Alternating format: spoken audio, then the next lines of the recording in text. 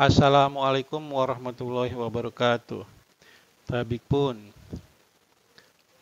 pada kuliah kali ini, manajemen hidupan liar akan membahas tentang interaksi satwa liar.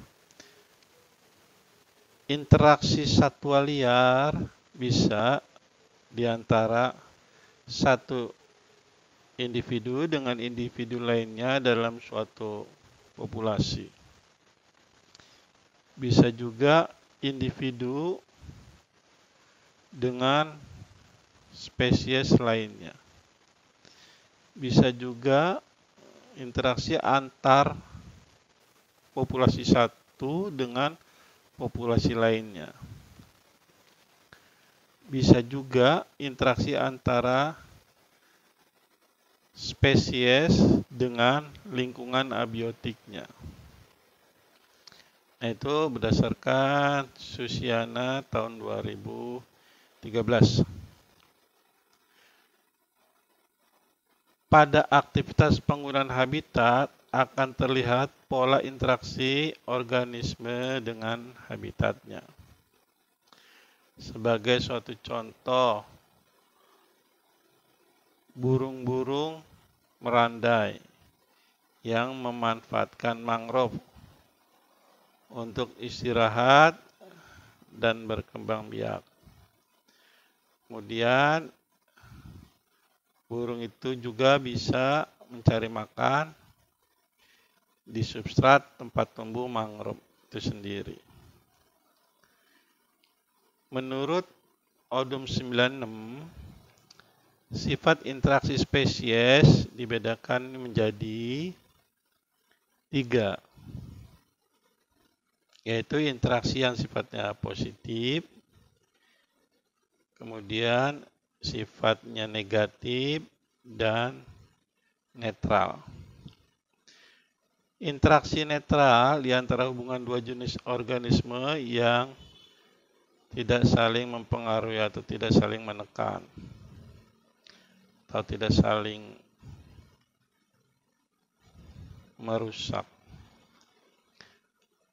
Untuk interaksi predasi ini sifatnya negatif karena yang satu mendominasi yang lainnya.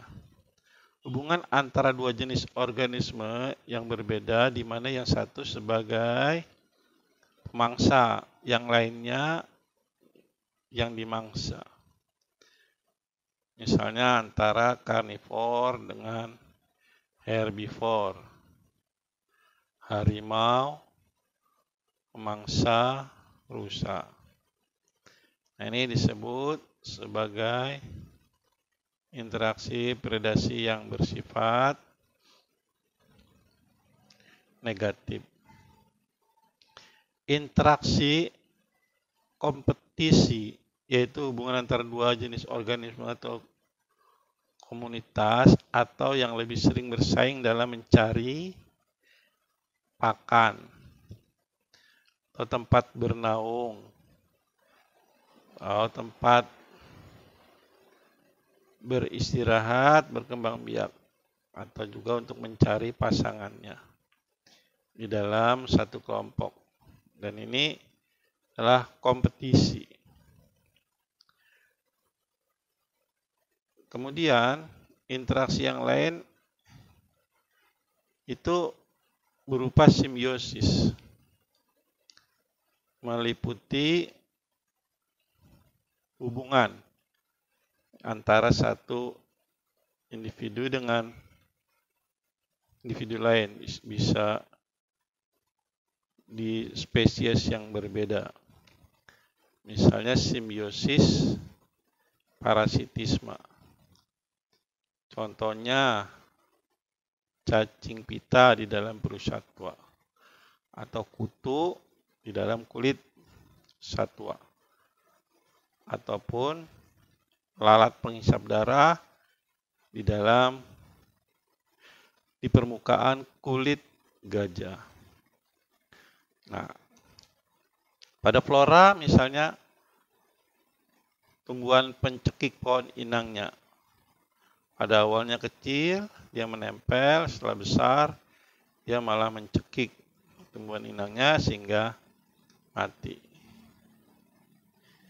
Demikian juga dengan benalu, dia menghisap, mencari makan dari pohon inangnya. Nah, simbiosis mutualisme yang saling menguntungkan. Misalnya kerbau dengan burung kuntul kerbau. Kuntul kerbau mencari kutu, cari pakan di kulit kerbau, sehingga kulit kerbau menjadi bebas dari hama. Nah, antibiosis ada juga ya, yaitu hubungan antara dua jenis organisme di mana yang satu menekan pertumbuhan yang lainnya. Contoh misalnya di dalam flora, ya ada mahoni yang menekan pertumbuhan di bawah tajuknya. Biasanya mahoni kalau sudah besar, di bawahnya itu tidak ada lagi yang bisa tumbuh di bawah naungan tajuk mahoni. Ada juga misalnya mantangan. Bukan mantangan, itu yang menekan pertumbuhan rumput yang menjadi pakan dari herbivor. Apabila mantangan ini tidak dikendalikan, maka kuantitas pakan herbivor semakin berkurang. Nah, ini bisa mengancam populasi herbivor itu sendiri. Kalau seandainya populasi herbivor berkurang, ini akan berpengaruh pada karnivor. Nah, jumlah pakan karnivor kalau seandainya berkurang atau tidak cukup, maka karnivor akan kekurangan makan. Harimau akan kekurangan rusa. Nah, sebagai mangsanya. Ini bisa menyebabkan harimau menjadi kurang pakannya. Andai kata babi juga berkurang, maka harimau pun pakannya akan semakin berkurang dan ini mengancam kelestariannya. Nah, disinilah peran manajer dalam pengendalian fauna ataupun flora yang menyebabkan